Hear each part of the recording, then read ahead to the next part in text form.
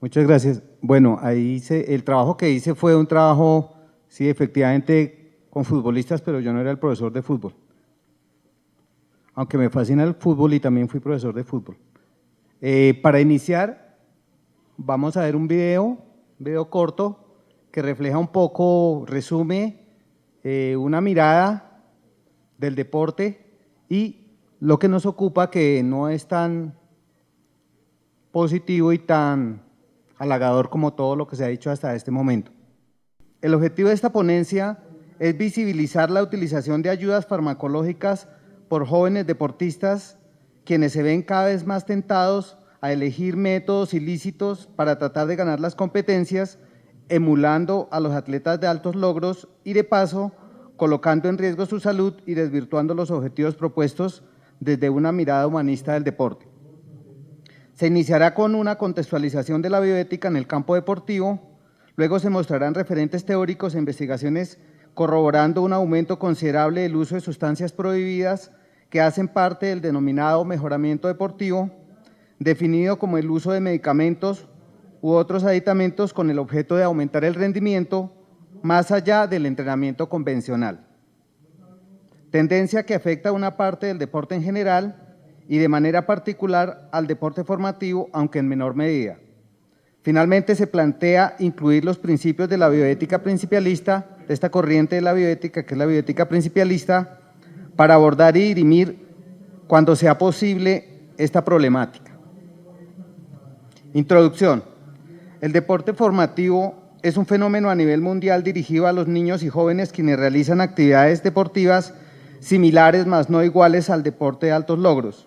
Es evidente que cada vez más ocupa un lugar en el desarrollo educativo de muchos países y también en un renglón de la economía, en la medida que tanto la infraestructura como el personal que gira a su alrededor tiende a crecer, generando nuevas oportunidades de negocio. Llámense sponsor, uso de tecnologías, vestuario específico, equipos adaptados, ayudas ergogénicas, alquiler de escenarios y un aumento de entrenadores, escuelas y clubes deportivos, entre otros. Y al mismo tiempo la presión por obtener los mejores resultados aumenta, a tal punto que muchos encuentros deportivos a este nivel se asemejan a las competencias de los deportes profesionales. De allí que en muchas ocasiones quienes están a cargo de orientar estos grupos etarios se vean en serias dificultades para dirimir conflictos éticos que se presentan a raíz de la exacerbada competencia que impele a muchos jóvenes a tratar de ganar a toda costa, incluso sobrepasando las reglas. Esta investigación documental concentrará su atención en el uso de sustancias farmacológicas que podrían contribuir en el desempeño atlético, creando una ligera ventaja. Esta situación conlleva interrogantes tales como si se debería penalizar a los infractores de forma similar a como se hace con los deportistas de altos logros, o qué tipo de medidas adicionales se deberían implementar desde el Comité Olímpico Internacional, las federaciones y ligas locales para disuadir a quienes intentan infringir las normas.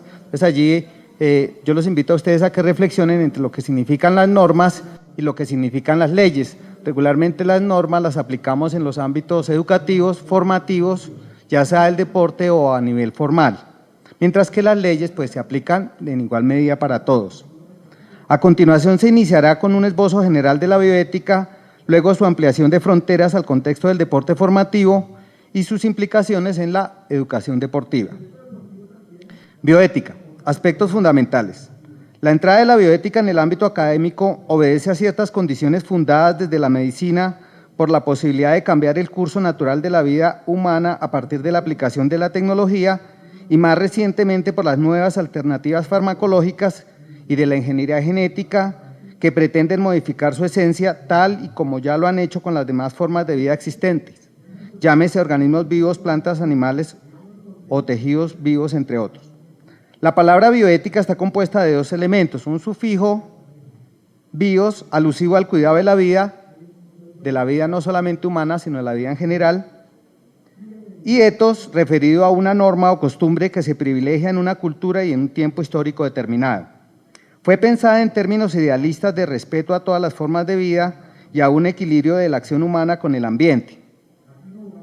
Al igual se planteó como un puente a futuro entre las ciencias humanas y exactas. Ustedes saben esa discusión que siempre ha existido entre que las ciencias humanas son aparte, las ciencias exactas aparte, digamos que no se mezclan. En este momento pues nos vemos abocados todos a esa necesidad urgente. Al ser una ciencia joven, sus inicios datan del año 70 del siglo pasado, aún se está consolidando, pero las repercusiones que ha tenido en el mundo son crecientes en la medida que los dilemas a los que hoy se ve abocada la humanidad demandan de muchos cuestionamientos acerca de lo que sería lo más conveniente para todos. La bioética se desarrolla en 3 ejes: a nivel del ambiente, a nivel de las instituciones y a nivel de las personas. A nivel del ambiente, digamos, conocido la influencia que tiene la acción humana en el ambiente y de manera recíproca cómo esto nos está afectando. A nivel de las instituciones, pues ustedes saben que todos estos cambios que ha producido la tecnología, la biotecnología, en la última parte del siglo pasado y los inicios de este siglo, han hecho que se creen nuevas instituciones, como por ejemplo se le curso a la idea, a la ciencia, a la disciplina de la bioética. Bueno, en este caso nos ubicamos en el plano de los deportistas, es decir, de las personas en formación y de los efectos de la intervención farmacológica para mejorar el desempeño atlético.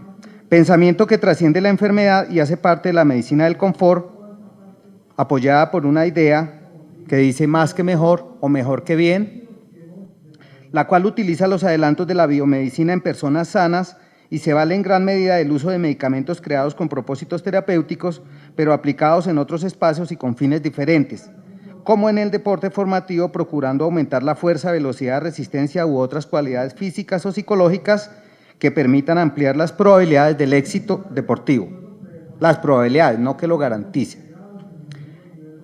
Bueno, ahí tengo una cita de la Ferrer de 2015, dice: la irrupción de las biotecnologías y sus extraordinarias aplicaciones terapéuticas, junto con los justificados temores por sus potenciales usos contrarios a la persona humana, han suscitado una reflexión ética y jurídica que se denomina bioética.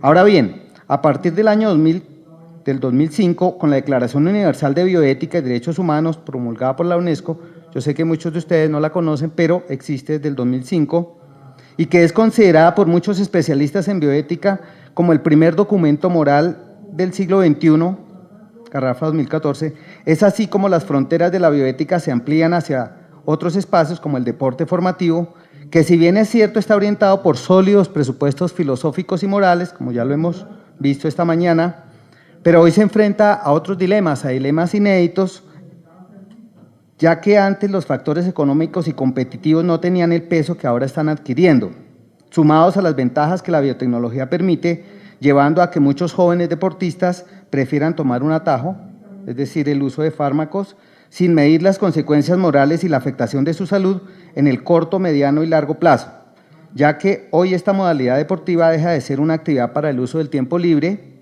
y se convierte en una boyante empresa orientada desde presupuestos educativos y pedagógicos, pero también con un enfoque de lucro, que responde en cierta medida a lo acaecido en el deporte de altos logros. Marco teórico: mejora humana y deporte formativo. La cuestión de la mejora humana es una idea que desde los albordes de la civilización se ha mantenido con diferentes matices. En todas las épocas el hombre ha trabajado con tesón en la búsqueda de mejores condiciones de vida y la adecuación de los recursos que le rodean. El deporte como manifestación cultural y simbólica es un claro ejemplo de lo que significa la lucha por la superación, reflejada en el avance de los resultados que, como en ninguna otra actividad, son contabilizados y celosamente guardados para la posteridad, siempre en la perspectiva y en un afán constante por tratar de superarlos. Y es en este sentido que el deporte formativo empieza también a adquirir una gran importancia. La mejora humana en el deporte. La mejora humana en el deporte se puede dividir en 2 grupos. En un primer grupo se ubica la mejora convencional. ¿Tenemos una diapositiva? Bueno, ahí tenemos la mejora convencional en el deporte y la mejora postconvencional en el deporte. En esta ponencia yo me voy a centrar en la mejora farmacológica. Sin embargo, pues muy probablemente voy a hacer alusión a, digamos, a este esquema. Bueno, entonces, de la mejora convencional tenemos que está organizada en varios apartados, iniciando con la aplicación de las ciencias del deporte y la actividad física, CAF, ahí la vemos en el segundo óvulo, encargadas de estudiar desde la ciencia del deporte con el objeto de mejorar el rendimiento, llámese biomecánica, psicología, fisiología, medicina deportiva. Por otro lado, se sitúa el entrenamiento deportivo orientado a obtener progresos en la parte física, técnica y táctica, sumadas a las ventajas de la tecnología que ofrece aparatos, implementos y ayudas para la enseñanza, el aprendizaje, el control y perfeccionamiento de la técnica deportiva. Esta mañana podíamos, creo que todos vimos todas las ventajas, las posibilidades que nos da la tecnología. Germán también habló de eso. Digamos que estamos en esa tónica. Como complemento, un amplio segmento de los medios de comunicación se encarga de la difusión cada vez más extensa y precisa de los eventos, con sofisticadas estrategias de marketing y, por último, la que más polémica causa, es la mejora económica, que mediante la publicidad lo convierte paulatinamente en un bien, permitiendo que entre en el mercado y desde ese punto se proyecta hacia la sociedad de consumo, aportando grandes beneficios para ciertos grupos y un sinnúmero de problemas para quienes lo emplean o lo empleamos, como una alternativa de formación, promoviendo el respeto hacia los valores deportivos promulgados desde los entes que rigen el deporte en general, lideradas por el Comité Olímpico Internacional y la UNESCO, entre otros. En un segundo grupo está la mejora postconvencional, que es la que tenemos aquí abajo. Dice, relacionada con la biotecnología aplicada al ser humano, también denominada ingeniería genética humana, es decir, la que se ocupa de efectuar cambios desde el ADN, buscando de manera intencional alterar la configuración genética del deportista en dos modalidades. Primero, desde la línea somática, directamente en la célula, dirigida a las variaciones a nivel celular y que se puede efectuar desde tres opciones: intervenciones somáticas, donde se introduce una secuencia genética artificial en el cuerpo mediante una inyección de ADN, también colocando un nuevo gen ex vivo por fuera, que luego es vuelto a implantar en el cuerpo, o mediante la infección con un virus modificado que lleva el nuevo gen, dejando que este virus pues haga su trabajo. Y segundo, desde la línea germinal, se plantea la modificación a nivel de la estructura genética previa al nacimiento. Entonces aquí ya estamos hablando de ingeniería genética, estamos hablando de hacer modificaciones, digamos de hacer programaciones de personas que suponemos, queremos, deseamos, soñamos, hablo de los padres, que ya no solamente quieren que sus hijos sean de cierta manera, sino que también sean deportistas y tengan ciertos atributos que podrían ser, digamos, un factor determinante para llegar a ser un gran deportista. Sin embargo, se debe reconocer que la manipulación genética puede traer complicaciones. En palabras, bueno, ahí está la cita, aunque se ha demostrado que la modificación incontrolada de material genético o la entrada de proteínas recombinantes está asociada con riesgos para la salud, muchos atletas están acudiendo cada vez más al dopaje genético, de difícil detección. Entonces aquí pues los estudios no son muchos, digamos por esa situación de que es una actividad ilícita. Afortunadamente, la investigación antidopaje trabaja en la creación de nuevas técnicas para su detención, lideradas por la AMA, Asociación Mundial Antidopaje, y otras asociaciones deportivas, generando políticas para la protección de sus efectos adversos en los atletas, y al mismo tiempo dichos organismos lanzan pues campañas educativas difundiendo los ideales olímpicos. En un plano intermedio se sitúa la mejora farmacológica, que es la que nos está ocupando, donde los límites entre lo prescrito y lo automedicado tiende a desvanecerse. Y aunque su objetivo al comienzo fue aliviar al ser humano de enfermedades o suplir deficiencias congénitas, con la difusión publicitaria de los medicamentos por los medios de comunicación, que han llevado a la medicalización parcial, casi que total, de la sociedad, y ante los desafíos por obtener el triunfo en todos los aspectos de la vida, siendo el deporte uno de ellos, muchas personas de la comunidad deportiva han optado por aplicarla con el fin de mejorar aquello que ya está bien, es decir, en deportistas que gozan de buena salud y altos desempeños atléticos, tratando de obtener una ligera ventaja que en las competencias podría significar el éxito. Dichos fármacos se pueden utilizar para la mejora anímica, ¿sí?, el estado de ánimo, para la mejora cognitiva, digamos no directamente, pero sí, por ejemplo, para mejorar la atención, la concentración, la capacidad de mantener un esfuerzo prolongado mientras estudia, de recuperación de lesiones, a nivel de nutrición, incluso se plantea la posibilidad de una mejora moral. Entonces, ante tanta inmoralidad, pues se plantea también que fuera posible, mediante un medicamento, aplicarlo para lograr que estas personas, digamos, disruptivas, pudieran ser reencausadas. De otra parte, pero en el mismo sentido, se suele hacer una distinción entre la mejora química como tal, que se acerca al uso de medicamentos con o sin prescripción, que buscan optimizar al deportista, y la mejora tecnológica aplicada corporalmente mediante la implantación de prótesis u otros aditamentos, muchas veces provenientes de la nanotecnología, pensados como parte de la rehabilitación o la terapia, pero que hoy se proyectan también como potencializadores del rendimiento atlético. Piensen ustedes, por ejemplo, en el caso de Pistorius. Cuando hablamos acá de la mejora farmacológica y de la difusión publicitaria de los medicamentos, quiero que rememoren un poco, ayer, por ejemplo, cuando ustedes prenden el televisor, qué tipo de promociones se hacen, aparte de las que ya conocemos, en cuanto a lo que tiene que ver con los medicamentos. Digamos, es una cosa impresionante lo que uno ve, que hay remedio para todo, ¿no? Hay remedio, hay nutrición, pues si usted tiene un problema muscular también le tenemos la solución, pero si usted quiere mejorar el rendimiento también le tenemos la fuerza, etcétera, etcétera. O sea, estamos ante una avalancha que es, por algunos se pensaría que es incontrolable, aunque no del todo. Bueno, la metodología utilizada sigue los presupuestos de la investigación documental, que se ocupa de recopilar trabajos académicos y otras fuentes de información con el objeto de comprender un problema y, sobre todo, de manera inédita, hacer surgir un nuevo conocimiento que pueda apuntar a tendencias y avances que cada investigador de manera separada no puede vislumbrar. Bueno, inicialmente se consultaron las bases de datos Cielo, Dianet, Realin, Medline, Sportdiscus. También se indagó en bibliotecas, textos y revistas especializadas, generando categorías abiertas que luego se decantaron hasta llegar a 3. Deporte formativo, uso de ayudas farmacológicas y la bioética aplicada en el deporte. Como base, esto como base un estado del arte. Más adelante se hizo la elección y clasificación de los documentos, ubicándolos dentro en el entorno del problema abordado. Luego de una relectura, se concluyó que todas son alusivas a la mayor o menor medida a las transformaciones del deporte moderno a partir de los adelantos tecnológicos, farmacológicos, y algunas con la perspectiva de hacer modificaciones genéticas en los deportistas a mediano plazo, cosa que ya se está haciendo con animales. Digamos que los avances, las investigaciones están muy adelantadas con animales, pues, que son las que se pueden publicar, ¿no? Producto de los avances biotecnológicos y de la ingeniería genética. Digamos que este fenómeno, yo lo estoy tomando desde el deporte, pero ustedes saben que la influencia de la tecnología ha transformado realmente el ser humano del siglo XX, de finales del siglo XX, inicios del siglo XXI. Ya pues es casi que una redundancia hablar de los efectos de la tecnología, tema que no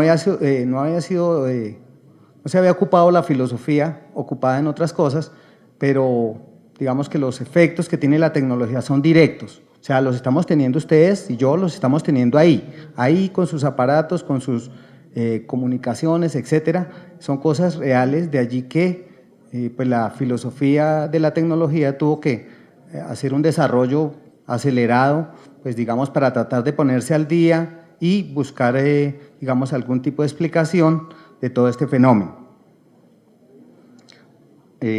Aspectos teóricos e investigaciones acerca del uso de mejoras farmacológicas, dopaje y sus variantes. Esa palabra dopaje pues no la he utilizado directamente porque siempre tiene una connotación, digamos, una connotación negativa, ¿no? Una connotación digamos, de culpa, de infracción. Para iniciar, el dopaje, de acuerdo a López 2015, es toda intervención humana sobre los competidores que tiene el potencial de mejorar el rendimiento deportivo. Es decir, que cualquier cosa, digamos, que facilite o mejore el rendimiento deportivo podría ser considerado, digamos, en términos grandes, ¿sí?, gruesos, como una especie de dopaje.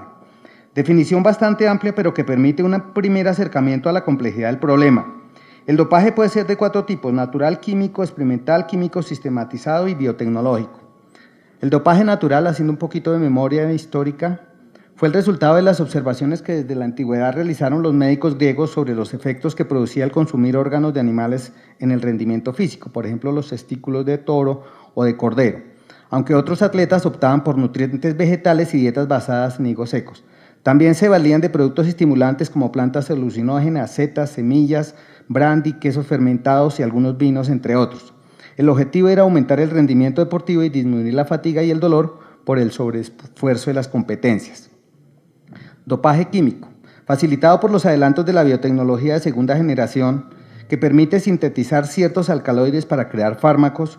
Por ejemplo, la cafeína fue una de las más utilizadas en sus inicios, al igual que el éter, estrinina, belladona, hojas de coca y hasta nitroglicerina en pequeñas pociones.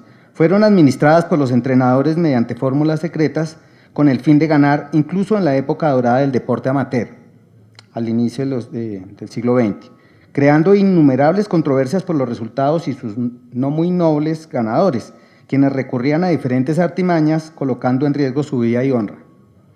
Dopaje químico sistematizado, dividido en dopaje sintomatológico para combatir el cansancio y el sobreesfuerzo, y el dopaje hormonal caracterizado por el uso de sustancias con efectos anabolizantes, es decir, esteroides, y del cual hace parte también el uso de anfetaminas. Es de resaltar que ahora quienes se ocupan de estos procedimientos son equipos médicos especializados, usando modernas tecnologías de diseño y control acorde a los sofisticados desarrollos de la farmacología. Piensen, por ejemplo, en el ciclista, ¿no? Armstrong. Dopaje biotecnológico. Según López, 2015 viene siendo el dopaje del siglo XXI, el cual se entrecruza con la mejora posconvencional. Digamos que allí estaría ubicado y lo que lo diferenciaría de esta mejora posconvencional es una cuestión de acuerdos, ¿sí? Una cuestión de, digamos que no obedece realmente sino a unas determinaciones que ha tomado una entidad que es la AMA. Dice así: ya que la línea que los separa es solo una cuestión de acuerdos, dado que es la AMA quien determina los límites en lo que se considera lícito e ilícito, mediante la implantación del Código Mundial Antidopaje, el cual está siendo modificado constantemente, tratando de mantener al deporte en todas sus modalidades libre de este flagelo. Bueno, de acuerdo a diferentes investigadores, desde 2015 a 2008, el uso de ayudas farmacológicas es muy citado en el deporte de altos logros. Sin embargo, ya aparecen estudios que hacen referencia a deportistas semiprofesionales o aficionados que engrosan las investigaciones sobre esta temática, como la tesis doctoral de Henning del 2014, quien se ocupa de visibilizar una gran cantidad de corredores aficionados que entrenan por salud, pero que se ven en la necesidad de consumir ayudas ergogénicas y medicamentos sin prescripción médica para disminuir el dolor y tratar sus lesiones, muchas veces producto del desconocimiento de un plan de entrenamiento básico. Ustedes saben que el deporte se ha vuelto, y aquí se irradia el deporte como medicina sin control, ¿no? Entonces, a medida que usted va haciendo, entonces le va rendiendo más, pero ustedes saben que esto no lo podemos llevar nosotros de manera descontrolada y pues ahí vienen los efectos. Mientras que otros lo hacen por mejorar su rendimiento a costa de su propia salud, que era el objetivo inicial. Entonces, digamos que en esta tesis el trabajo que hace el autor es analizar, digamos, todos estos corredores que ahora polulan por todas partes, ¿cierto? Cuando van al médico, el médico los examina y dice, bueno, muy bien su presión, bueno, la frecuencia cardíaca muy bien, pero él no le cuenta los dolores que sufre, ¿sí? En sus articulaciones, las lesiones de la rodilla, las ampollas de los pies, etcétera, ¿cierto?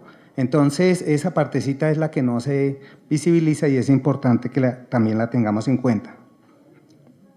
También está el ejemplo de Vilar, Ninot y Howie, quienes realizaron una investigación sobre las motivaciones en el uso de sustancias dopantes en ciclistas, futbolistas y fisicoculturistas, encontrando una gran diversidad de motivos, tales como la preservación de la salud, la mejora de la imagen corporal y un aumento de la fuerza muscular, entre otros, concluyendo que en un futuro las campañas de prevención deben ser específicas por deporte.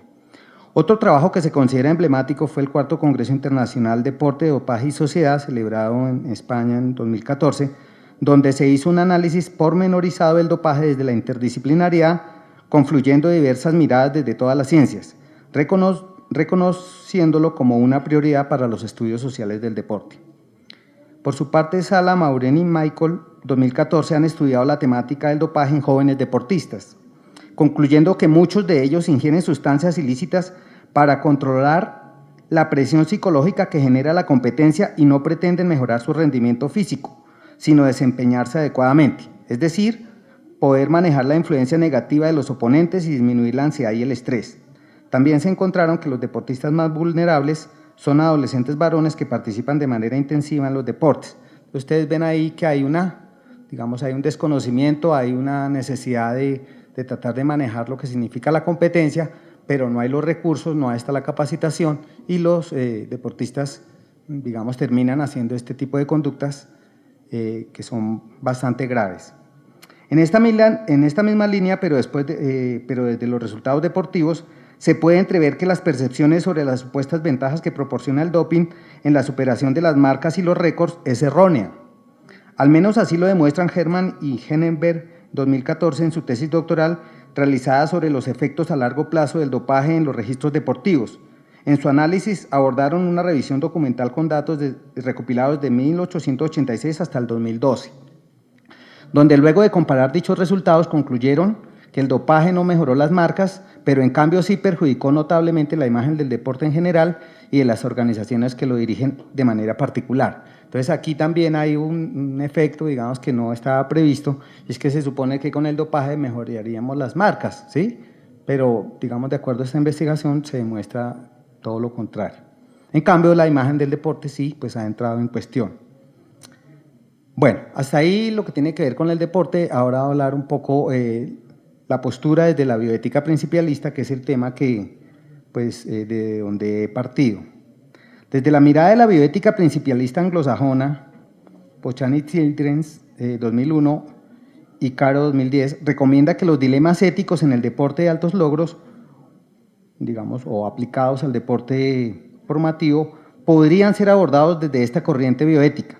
Asimismo, los 4 principios, esta corriente bioética tiene 4 principios: justicia, autonomía, beneficencia y no maleficencia, ayudarían como referentes en las discusiones que se ocupan de temáticas tales como la modificación de la vida humana en su esencia o aspectos subyacentes a la mejora farmacológica, que son modificaciones temporales, pero en algunos casos con efectos a largo plazo. Bueno, a continuación se da un panorama de los principios. El principio de justicia se refiere a la forma como se habrían de juzgar las situaciones dilemáticas y estaría centrado en el acceso a los recursos y su distribución, teniendo en cuenta que siempre habrá una incongruencia entre la disponibilidad y el deseo por obtenerlos, ya que mientras las exigencias se multiplican, los recursos siguen siendo los mismos o incluso tienden a disminuir. Formulando como alternativa la justicia distributiva, y en este punto, es el punto, yo creo que uno de los puntos más álgidos que tiene este trabajo, quiero que lo escuchen y lo reflexionemos en grupo. La alternativa de la justicia distributiva, que busca una proporcionalidad equitativa en su asignación, donde deportistas con méritos iguales deberían ser atendidos en forma similar y deportistas que no tienen los mismos méritos serían tratados de manera diferenciada, asumiendo con prudencia los casos excepcionales. Mientras que el principio de autonomía se funda en que es necesario mantener un equilibrio siempre inestable entre las decisiones del deportista con los requerimientos del medio deportivo, ya que ambas partes están condicionadas por múltiples factores que los restringen. En cuanto a los principios de beneficencia, que en términos gruesos sería hacer el bien, tratar de hacer el bien siempre, y de no maleficencia, es decir, evitar el mal, o por lo menos no empeorar la situación, con los cambios sugeridos desde las ayudas farmacológicas y dentro de poco biotecnológicas producto de la ingeniería genética humana, como ya se ha dicho, estos principios empiezan a cobrar otro sentido, ya que la idea de lo que estaría bien no concuerda para todos, y podría suceder que el concepto del bien del deportista y sus allegados no armonice con el de sus patrocinadores y del cuerpo técnico que lo orienta. Por estas razones se plantea hacer el bien, sí, hacer el bien, pero desde lo que quien lo recibe lo considere como su propio bien, particularizando en cada caso dicha situación. Al igual el principio de no maleficencia, aunque a simple vista correspondería a no hacer daño, ocurre lo mismo. Es necesario unificar los criterios en las comunidades deportivas y actuar en consecuencia, siempre buscando llegar a consensos donde las decisiones sean temporales y se brinden recomendaciones dando la opción de reabrir los casos si las situaciones cambian o los efectos esperados no son los esperados. Bueno, los resultados están agrupados en 6 puntos. El primero dice: el consumo de productos dopantes se asocia en gran medida con la ingesta de otras sustancias similares. Bueno, entonces aquí es una cosa que es bastante preocupante porque digamos que sucede como en las drogas ilícitas, ¿no? Que de una se puede pasar a la otra, ¿no? O sea, se podría decir, no, es que solamente un trago, ¿sí? Y de allí se va pasando a la otra y a la siguiente y cada vez más fuerte y cada vez más necesidad, bueno, etcétera. Entonces es una cosa que preocupa, digamos, en el mediano tiempo, ¿sí?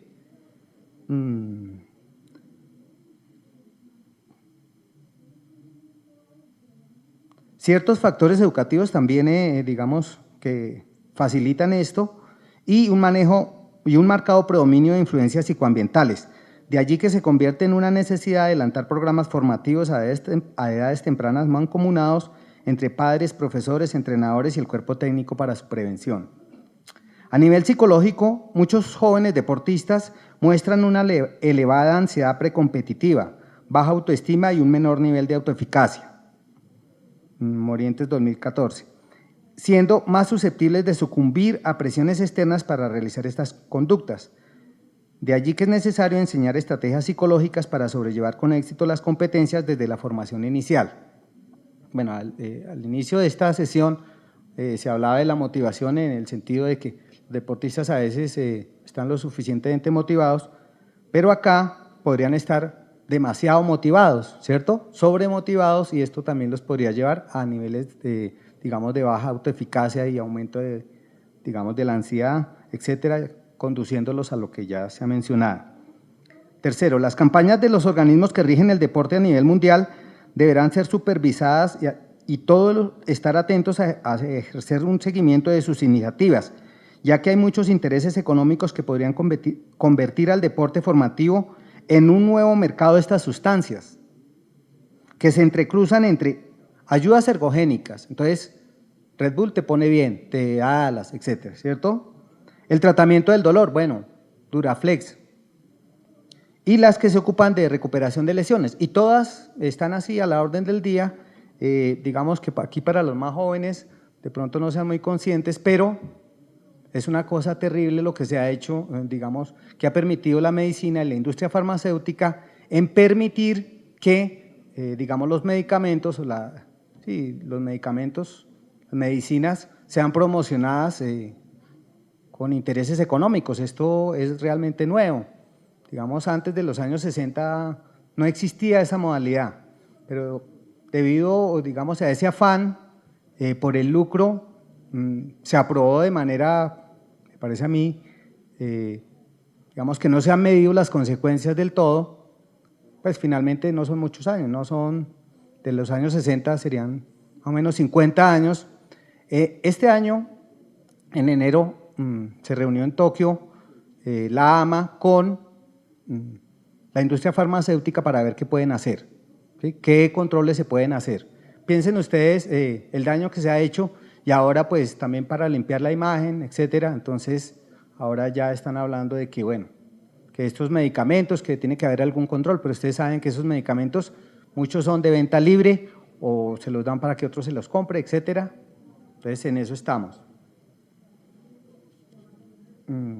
Bueno, los entrenadores y el cuerpo técnico se deben capacitar en el manejo básico de la bioética aplicada al deporte y actualizar sus presupuestos morales frente a lo que significa hoy la justicia, la autonomía, el hacer el bien y evitar el mal, alejados de la visión paternalista que por mucho tiempo imperó en la formación deportiva, dando paso también a la voz de sus dirigidos, sin caer en la sumisión total de sus deseos egoístas, que cada vez más reclaman mayores niveles de autonomía y están centrados en lograr su máximo beneficio para consensuar acuerdos pragmáticos frente a este fenómeno. Además, como el afán por ganar viene de todos lados, empezando desde los padres, ustedes saben que muchos niños que asisten a las escuelas de formación no va al niño, sino van es por el padre que está frustrado o bueno, sus deseos son que su hijo sea un deportista, etcétera. Quienes vislumbran futuros inalcanzables, creando falsas expectativas con sus hijos, generando ambientes ultra competitivos. Por esta razón, pues, los entrenadores también requieren de formación continua al respecto, ¿no? Porque, pues, ahora el entrenador tiene que estar, digamos, casi que defendiéndose de uno, del otro, bueno, tiene que darle razón a todo el mundo, también al dirigente, tiene que mantener los estudiantes que no se le vayan o los deportistas. Estamos en una situación que es bastante compleja. Bueno, También es necesario que los programas deportivos de los jóvenes sean supervisados y se cumplan los objetivos del mejoramiento de la condición física, el desarrollo efectivo de las habilidades deportivas y se incentive la práctica del deporte para toda la vida. Bueno, esta es una reflexión de una tesis doctoral del 2015, donde se analiza, digamos, los niveles de impacto real de todo este tipo de programas deportivos de formación deportiva y se concluye que realmente la condición física iniciando no mejora. Digamos que el tiempo se gasta en otro tipo de cosas, en explicaciones, bueno, en transportes, en lo del uniforme, etcétera, pero realmente estos chicos no mejoran y ustedes saben que lo de la condición física es un problema de salud pública, ¿no? No es porque queramos mejorar la figura ni nada de eso, sino que es un problema económico que bueno, ¿qué vamos a hacer? Y digamos que se concluye también que muchos de estos programas no son tan efectivos. Tampoco es que enseñen mucho las habilidades, digamos que se vuelve como otra cosa, como un negocio, pero realmente no se le ve, digamos, los resultados esperados. Es preciso crear políticas públicas sobre el deporte formativo que aborden a los jóvenes desde su nivel de desarrollo sin descuidar los aspectos motivacionales a través de un enfoque localizado con programas inclusivos que cuenten con participación de la comunidad y sean apoyados por entes gubernamentales y con instalaciones adecuadas. Piensen en la primera exposición que se hizo, el problema de la motivación, el problema de las instalaciones, etcétera. También que se compagine el trabajo del sector escolar para lograr los beneficios del deporte, la mejora académica y el desarrollo positivo e integral hacia la salud, alejada, digamos, de estas ayudas farmacológicas, cosa bastante difícil. Bueno, conclusiones. Primero, no es posible seguir sosteniendo teorías idealistas fundadas en presupuestos del deber ser, mientras que el mundo real del deporte formativo está atravesado, al igual que el deporte en general, por el dinero y la técnica, que sumados a la velocidad se erigen como los valores preponderantes para el siglo XXI. Por esto es ineludible reevaluar con base en la investigación el sentido que desde lo formativo se debe construir. Además, hay muchos desafíos que deberán asumir los jóvenes deportistas, como superar la rutina del entrenamiento, sí, que tan aburrido, pero bueno, para aprender también hay que cumplir con unas rutinas de entrenamiento, ¿cierto? Aprender a ganar y sobre todo a perder, ¿no? Porque a ganar pues no tenemos mucha dificultad, pero a perder sí bastante.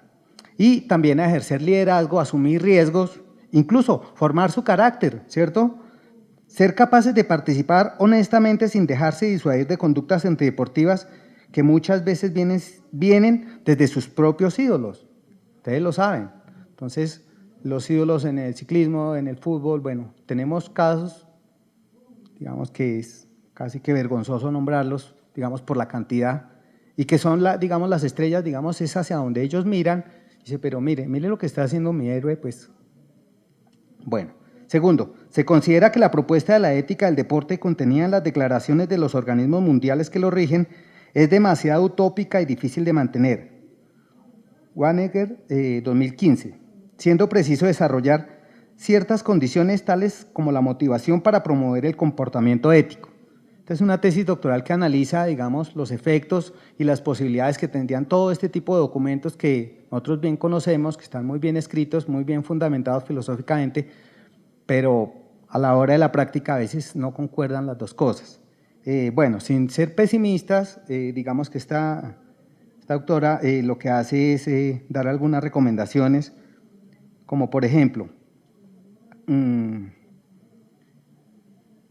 la motivación para promover el comportamiento ético, la participación de las agrupaciones deportivas con su buen ejemplo. Difícil a veces, ¿no? Miremos hace un mes lo de la FIFA, dice, bueno, o sea, ya es lo que ellos organizan, entonces, ¿cómo podríamos cumplir, digamos, esa parte? La mención explícita de las responsabilidades de cada quien, su recordación constante, no sobra, ¿sí?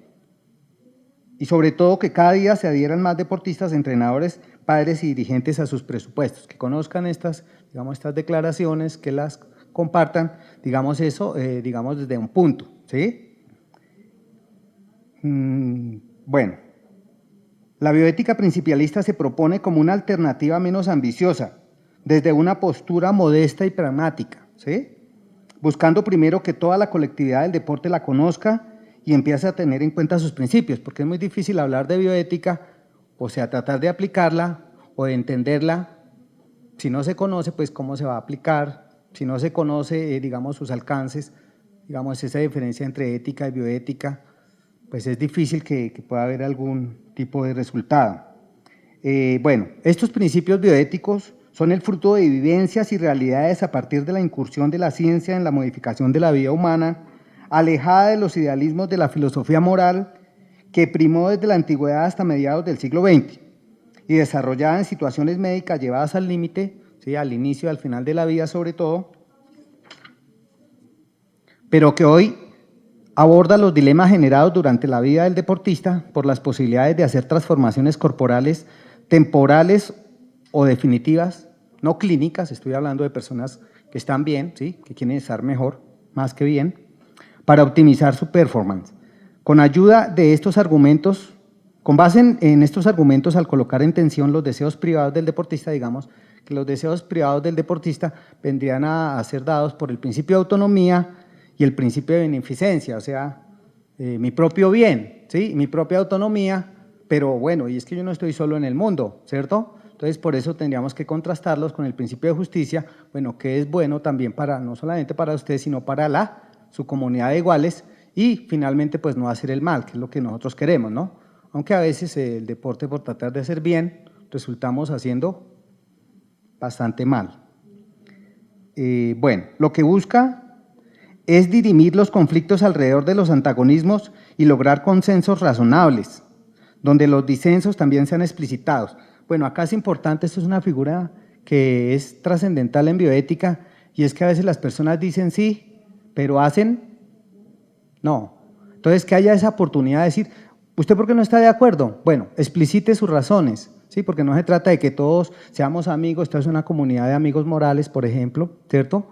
Sino que pues las personas expliciten sus razones y podamos por lo menos escucharnos, escuchar que hay otros puntos de vista que yo no comparto, pero de todas formas existen en el mundo, ¿cierto? Y no imponer por la fuerza o diciendo sí y haciendo no, que es lo que regularmente se ve, ¿no? Que la gente dice sí, pero finalmente a la hora de la acción hace otra cosa.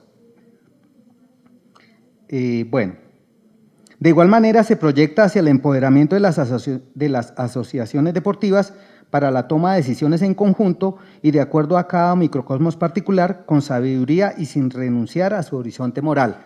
Entonces la invitación, compañeros, entrenadores, médicos, psicólogos, bueno, todos los que nos acompañan, es que tampoco perdamos nuestro horizonte moral, ¿sí? Porque no podemos estar, digamos, cambiando o poniéndonos al día o a la moda, que ahora entonces es la autonomía y el niño se erige, por ejemplo, como ese gran emperadorcito, ¿no? Antes era el adulto, en mucho tiempo imperó el adulto, ahora es el niño, los derechos del niño, etcétera, etcétera.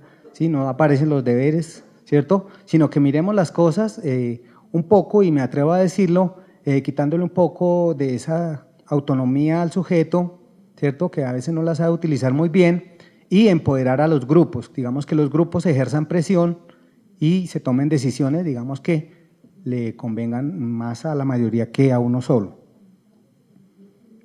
Bueno, se proyecta hacia el empoderamiento de las asociaciones deportivas para la toma de decisiones en conjunto y de acuerdo a cada microcosmos, etcétera. Bueno, para finalizar, y aunque no se quiere perder la perspectiva del deber ser, no la queremos perder, digamos, las declaraciones son esfuerzos mancomunados de muchas personas que se reúnen, discuten, digamos que por esos esfuerzos es que hoy, por ejemplo, existen derechos a los animales, antes no existían, ¿cierto?, derechos a las plantas, incluso derechos a las cosas, ¿sí? Yo diría las cosas, digamos que no tienen vida útil, o más bien, no, son inertes, pero tienen una vida útil, cómo se la prolongamos, etcétera, ¿sí? Y eso ha sido, digamos, producto de todas estas discusiones éticas. Bueno, pero tampoco se trata de dar la espalda a las opciones que hoy presenta la farmacología o la ingeniería genética, que están pensadas hacia el progreso del conocimiento como un bien para toda la humanidad, mas no sobre los usos que se haga sobre este, ya que los avances bien utilizados permitirían optimizar a los deportistas, por ejemplo, en sus desempeños atléticos y el manejo de sus lesiones, o por el contrario, hacer que el deporte sea por enésima vez más excluyente, donde quienes no tengan los recursos para acceder a estos beneficios queden como siempre, por fuera del juego. Gracias.